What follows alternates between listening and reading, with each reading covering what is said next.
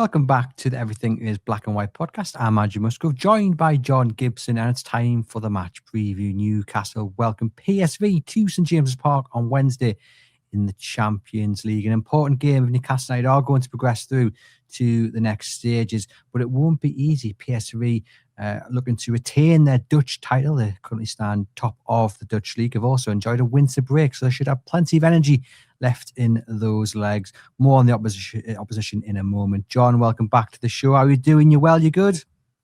I'm good personally. My team's not so good, but I'm getting used to that a little bit, which is frightening.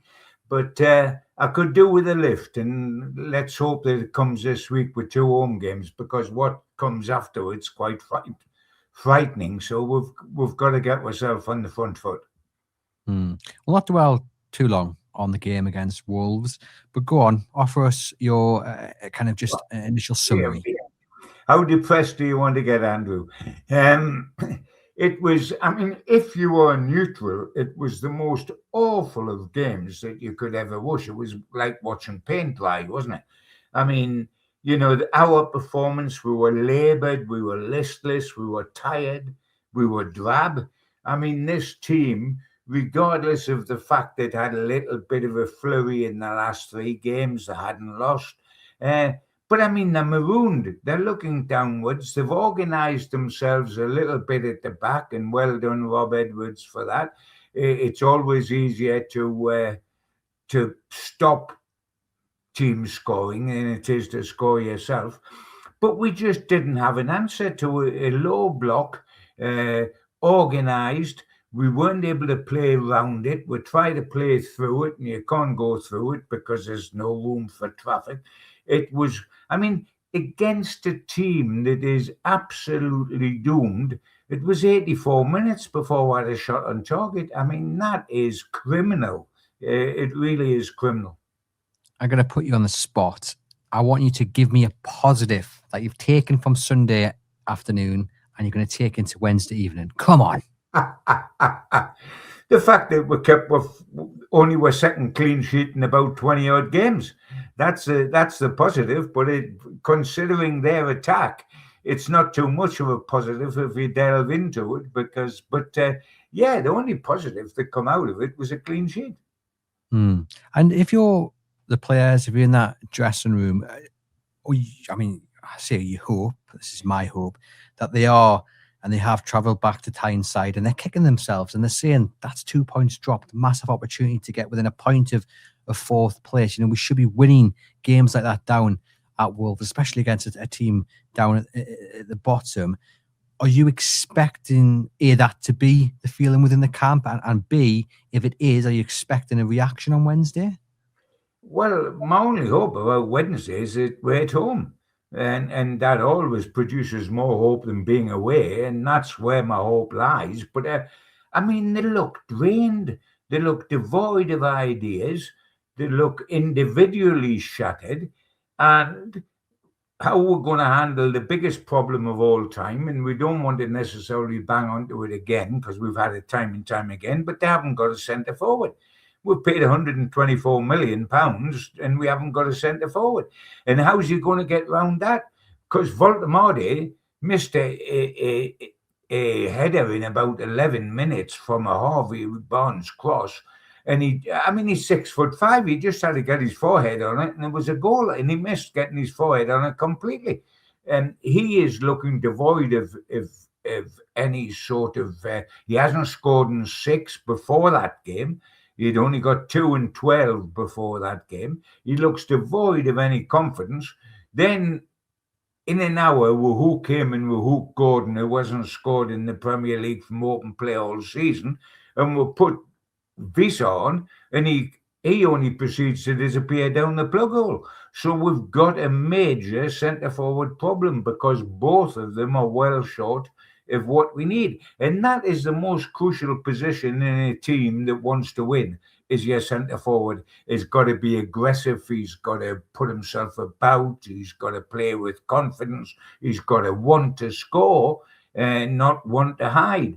And at the moment, we haven't got a centre forward at all. It is a massive problem. And may I say, Andrew. There's a problem with our movement. We bought the pair of them. And yes, we might say Baltimore will be a good player, played differently. And yes, we might say will be a good centre forward when he gets razor sharp. But the point is that we need them right now, not 3 months down the line. And right now they look very, very average. And if we have a problem, it's of our making. We bought the pair of them, and if they can't play together, and it looks very reluctant on behalf of Eddie to do it. It's only done it once. If they can't play together, why on earth did we buy them as a pair? Yeah, I think that would be my solution, would be to play them together on Wednesday evening, although I'm sitting here now fully accepting that won't happen. I think the other solution then would have to be that you push the wingers closer to Voldemort if he gets the nod on Wednesday, because I think we were seeing too often the ball being pumped up and he's knocking it on or he's bringing it down and there's no one running on beyond him. So I think maybe we can get that instruction to the wingers to get a bit tighter. If you start Wisser, I think he does make Newcastle look more threatening, but he's got to get the ball into the box. He's got to stop being offside as well, because he's getting like Miguel Almiron, always offside. But yeah, it's a headache, John. It certainly is. And PSV have got goal scorers as well. I know the Dutch league is not the same standard as the Premier League, but they are scoring goals, which is a big worry for Newcastle United. You mentioned, John, there, your only hope is that we face PSV at home on Wednesday. Is it as simple as just drawing a line straight down the middle, home and away? Because if it is that simple, and I accept that it looks that simple, given the form this season, it's a wee bit concerning when you look at the bigger picture, isn't it? Oh, it's hugely concerning, because 50% of your games, quite obviously, in the league are away, and in the cups, you're always going to be drawn away sometime, and we've been drawn at home an awful lot, so we can't complain about having to go to Aston Villa in the FA Cup, because we've had a lot of home draws. The interesting thing, what you were saying about the two centre forwards, Andrew, I agree with you. The only answer is to be bold and be brave and smash something that's not working and stop being stubborn, is play the two of them together. You bought the pair of them, so let's try to get the best out of the pair of them and use singularly. They're very poor indeed. Use them together and see what happens. Change the format. Give people some hope, give people something to think about. And the interesting thing was when you were saying if Voldemort plays, get the wingers closer to him, because when he picks up the ball, you want somebody running on, which would be the wingers for him. That's his game. When he plays 10, he looks up, he's got somebody running on the 9. When he's playing 9, he plays it like a 10. He looks up for who's ahead of him. The answer's nobody, because he should be up there because he's playing 9. So it is a problem, but I will keep repeating it. It is a problem of our own making. So it hasn't been inherited by the manager, who's a new manager and is suddenly doesn't want to play like Almiron used to say at Manchester United. I went in at Manchester United, I wanted to play a different way, but the players I had couldn't do that. It's not like that at Newcastle. And if we decided that those two players were worth 124 million and Nick was worth a club record fee, then we have got to find an answer to put them both in the plus category and not in the minus category. And yes, how do we do that? You can't leave both of them out on Wednesday, and on the form that could easily happen, but you can't leave both of them out because you haven't got a centre forward and you haven't got a Sule who's match fit enough to start and play 90 minutes, I would presume, because he hasn't even gone on the bench and gone on yet. So you've got to play one of them. So why not play two? Yeah, let us know in the comments your thoughts on that. Just another question on the home form, John, because as we say there, obviously that's kind of what has saved Newcastle United's season in many ways, and could prove the difference. But does it put a huge amount of pressure on this game? And again, we'll meet later in the week to talk about Sunday against Aston Villa. But given how dreadful the away form is, there does seem now to be that kind of pressure and, I guess, expectation on the home form, which isn't necessarily a good thing. No, it's anything but a good thing. And it must also be pointed out, although I'm not wanting to depress all our listeners and depress both of us as well, but it must also be pointed out that we're not a fortress at home. We've lost at home to Liverpool. We've lost at home to Arsenal. We've lost at home to Manchester City. We've lost at home to Barcelona. So when good sides come a calling, and Aston Villa could be put into that category, even though they lost at home to Everton. The law of averages had won so many on the trot at home, something that were going to trip over their bootlaces at some stage, and we will be talking about that later. But it's not as clear-cut as, at home we win, and away we draw or lose. Because when we play the big sides away at home, we don't automatically win. We just do a lot better at home than we do away. And that's not very difficult, mind. But it is getting worrying, and it's also getting worrying because after this week, with our 2 home games, I think 6 of the next 7 or whatever it is away or away. So what are we going to get out of that run of matches with the way we are at the moment with travel sickness? What are we going to get with a run of away games like that? And that's what we face after the 2 at home this week. Yeah, and given the performance, which I don't think the performance against Wolves was all that bad, but as it wasn't that bad, it was horrendous. Well, I was going to say, as you said last week, if you're not scoring goals, then you've played bad. So I accept that. I think it was just a bit meh, in my opinion. But anyway, given where Wolves are in the league, bottom, and I think they've obviously won 1 this season and all of that, does that put added pressure on this game on Wednesday? Obviously, Newcastle United need to win to secure a place in the next stage. We want to win, etc., etc. But also, is there an added need to win because of what happened on Sunday? Like, is the form in all competitions starting to merge into one? Oh, yes, it is. I mean, what we're facing is a situation where if we're not careful, all of a sudden the bottom's going to fall completely out of our season because we're effectively out of the Carabao Cup.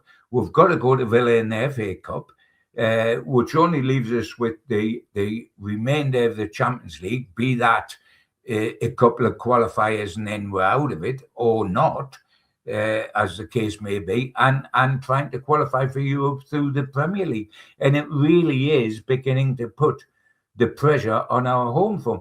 But what it's going to do is what it is doing as well is putting pressure on Eddie Howe. Now, I'm not suggesting anything stupid like Eddie should be sacked or we're not grateful for what Eddie's achieved for us. What he did last season was phenomenal.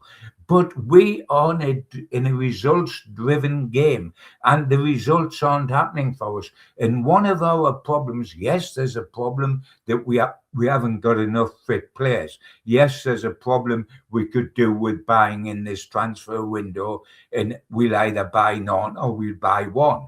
So there is problems that's outside of Eddie's control. But please, Eddie, stop being so stubborn. You've got to try something that we haven't tried much already, like playing 2. Or if it's going wrong in the game, stop doing like for like in substitutions, because that doesn't give the opposition anything to think about tactically. You haven't changed it. He says, oh, yes, well, but we have changed the situation because we've changed players and they bring something else to the table. They don't bring something new to the system. Not the system remains steadfastly 4-3-3. And we always replace like for like. When do we actually change the way we play and the format and put your 2 strikers up front and reduce a winger and take somebody out midfield, go 5 at the back and push on or whatever? We don't change what we're doing. Eddie, bless him, has had so much success, but he's stubborn in the way he sets his team up. 4-3-3, and I don't care if I've got Walter and Visser, I'm not going to start them regularly together. And then when it comes to substitutions, he doesn't change the flow of the game in any way either. And he's got to start being a risk taker, because we used to say that our identity was our intensity. our identity now is our predictability. We're predictable. Yeah, let us know in the comments your thoughts on that. I agree. It's very easy, I think, if you're an opposition side, especially away from home, to understand the best way to contain Newcastle. And Wolves, I thought, did it really well on Sunday, but it wasn't too difficult of a game plan to work out from their point of view. And I agree. Yeah, it probably is time to take a few risks, and that would lend itself to playing them both together, Voldemort and Wissa. But that being said, I've just written down my team here, which I think Eddie Howe will start, and I think it'll be the same formation. And I think the only possible change, and I'm saying this through hope rather than expectation, is that maybe Lewis Miley comes in for Sandro Tonali. But do you know what? If the team would be unchanged from Sunday, I wouldn't be overly surprised, to be quite frank with you. No. I mean, when I've thought about the team, apart from whether it's Voldemort or Wissa up front, and honestly, this given moment, I'm so depressed. I'm not really bothered which one plays up front, because we know the problem with both of them, which is why I would rather see them both play together. But otherwise, looking at possible changes, my only change, Miley would come into the team for me, and it's whether he comes in for Tonali or whether he comes in for Trippier. But he would come into my starting 11, most certainly, and in one of those two positions. And that shows how desperate we are, because we're mentioning two positions that he could play. And if it was my team, I think I would have Pope. I would have the centre-back pairing of Chow and Botman, obviously Hall on the left. It would be kind of a flip of a coin between Trippier and Miley, but I would go with Trippier, because I think Tonali needs to come out of the side, and I think Miley's the best fit. So then Miley would go in the middle alongside Joelinton and Bruno. On the wings, though, for me, Barnes has to start on the left again. I don't think he will do. I think he'll start on the right on Wednesday, but it was me making the changes. He starts on the left, and I would actually give it to Anthony Elanga. I know he's done nothing, and I can hear people already shouting at the podcast speakers, and I can already see you grimacing, John. But Anthony Gordon is getting chance after chance after chance after chance, and it's not working. Now, you could argue Champions League nights at St James's Park, under the lights, the tune of the tannoy, that's where he steps up. But I don't think he deserves that opportunity to do that again, if that makes sense. Let's give Anthony Elanga a chance to prove that was wrong. Let's give him a chance to make himself a hero, because, to be quite honest, the other people ahead of him in that position, what have they done? We're just repeating week in, week out. And other than Harvey Barnes, Gordon, Murphy for me. I know Murphy probably won't be fit or involved, so it leaves you with Gordon. Have him on the bench. Send a warning to him. I've said this a few times over the last kind of few weeks.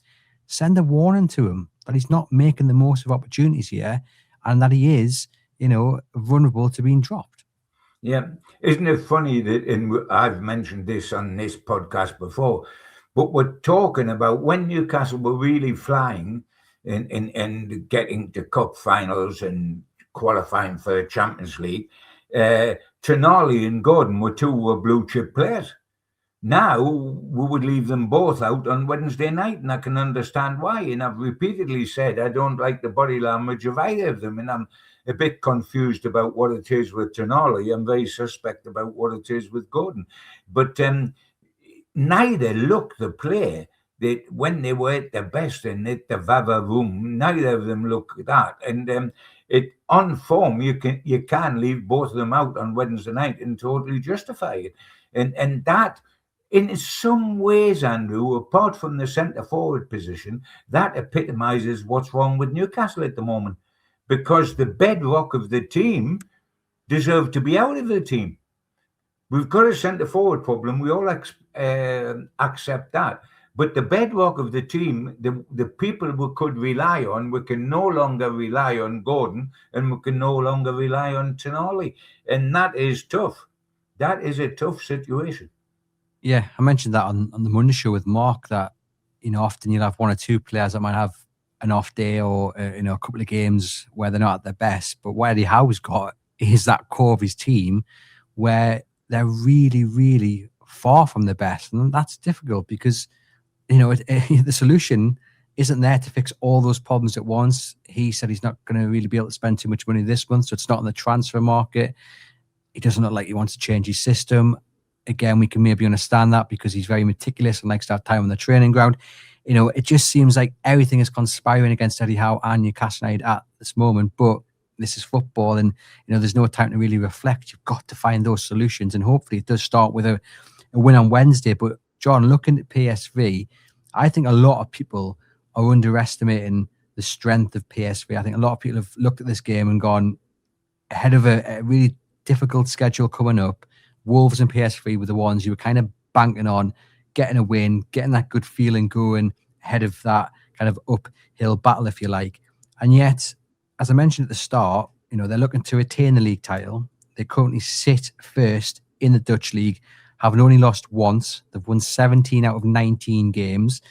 They currently sit 21st in the Champions League table on 8 points, just a couple of points off Newcastle. So they'll be looking up as well and hoping that they can get a win and secure their place in the knockout or the playoffs. They've also beaten Liverpool 4-1. They've also beaten Napoli 6-2. So, this is not going to be an easy game at all. And the last thing we, fans and the players, can do is underestimate this PSV side, because they've got goals in the team, and they'll come in and give Newcastle a real good go on Wednesday. That just shows how far we've fallen, isn't it? Because if you're going to progress in the Champions League, you beat PSV Eindhoven at home. It's as simple or difficult as that. I'm not talking about us, I'm talking about any side. This is the sort of game where you look and say, if we don't beat PSV Eindhoven at home, what are we going to do with Paris Saint-Germain away? And unless they put out the reserves because they've already qualified. But it isn't easy for Newcastle. It ought to be a lot easier, and it is. It is an opportunity we can't afford to miss. But we know how difficult it is. Any team is difficult for Newcastle at the moment. Wolves have just proved that to us. Wolves have won one game all season in the Premier League.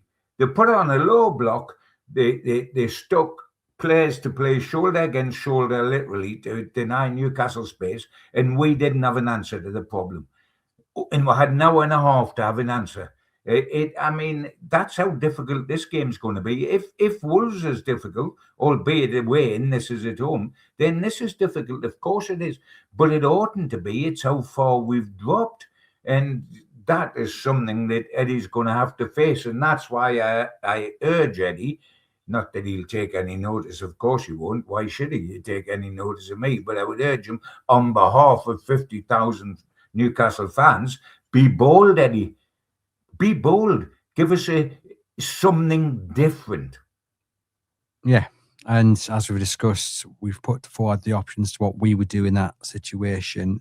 Again, I go back though. I mean, I get what you're saying. Like, if you're a good side and you want to progress, then you beat PSV. But, Liverpool at home, I know they're not the Liverpool that they were last season, but I mean, that's a fantastic win at Anfield.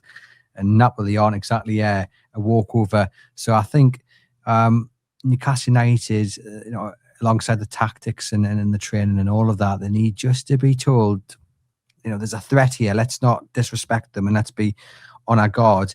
Will, John, the fact that PSV have only played twice since December the 20th have any bearing as well? Because obviously they've had the winter break and Newcastle haven't, and they've played a lot of games since you can look upon it two ways, can't you? You say they've had a winter's break, they've been out on the training ground, they've done this, that, and the other. Isn't that wonderful? That gives them a huge advantage. If we want to clutch at straws, we'll say, have they got rust there? They haven't played for a while. Can they pick up the baton and run with it as easy as they did before the break? So you decide what you want to take out of the break. And while PSV got those two quite startling wins, as you say, in Napoli and in Liverpool, in the Champions League, the other four games, they've drawn two. I mean, the record's 1-2, drawn 2, and lost 2 in the Champions League. So, that they're not frightening, but anybody's frightening at the moment. I mean, the biggest concern is us. The biggest danger to Newcastle United are Newcastle United. I mean, before you look at them and get worried, you should look at us and our performance of Wolves, and that should worry you to the core. Because if we play like that, we're in trouble. And, there's always that possibility. And as I say, there is one of the things I grasp, and I said at the beginning of this podcast, what hope have I got for Wednesday night? The biggest hope is that we're at home. But having said that, as I've already said, good sides have come to St James's Park and win. It's not a fortress where we just steamroll everybody, and we've had that in the past. But no, there's good sides come here and turned us over. So this is a critical period for Newcastle United. What happens from now on in, and somehow Eddie's got to conjure up an answer to this.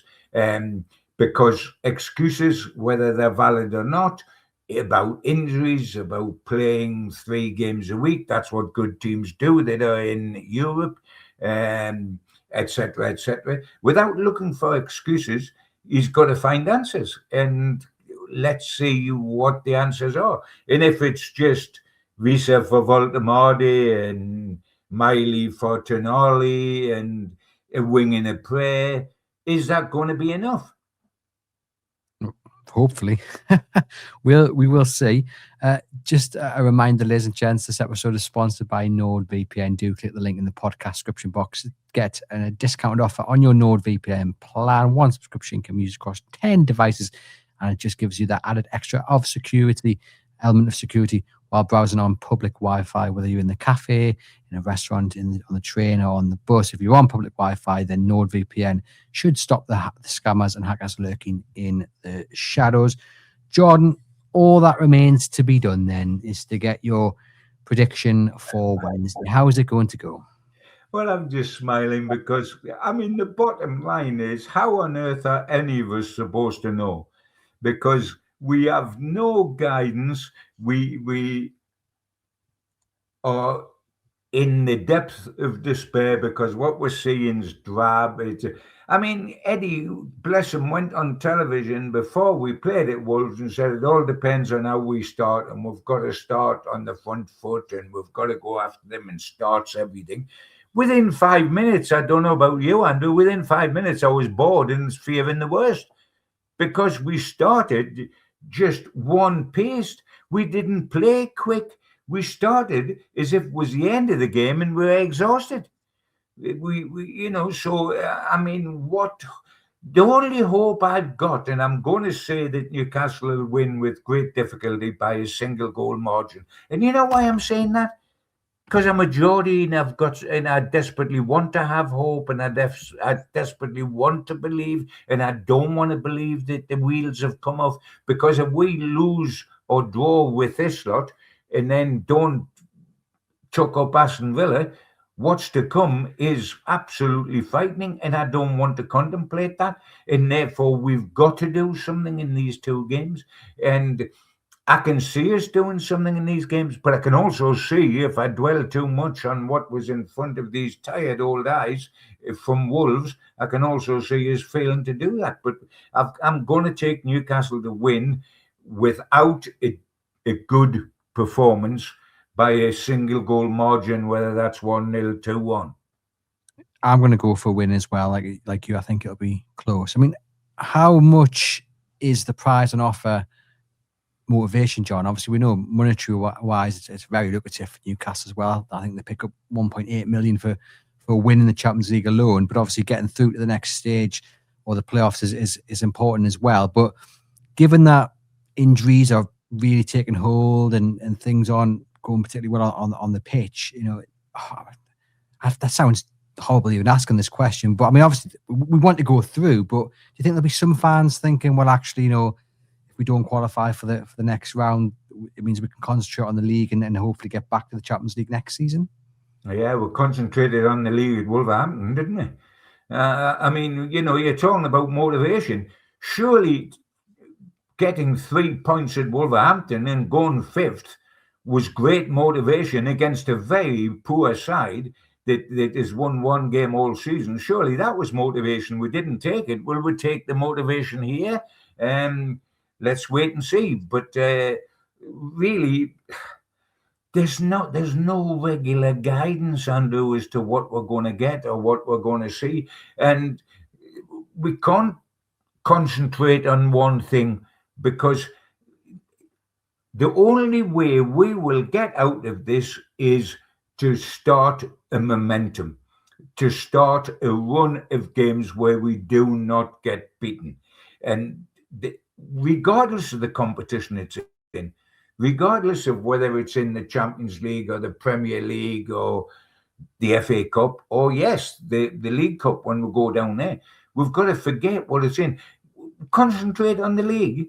We have concentrated on the league at Wolves. I don't think there's anything to be gained by not beating PSV.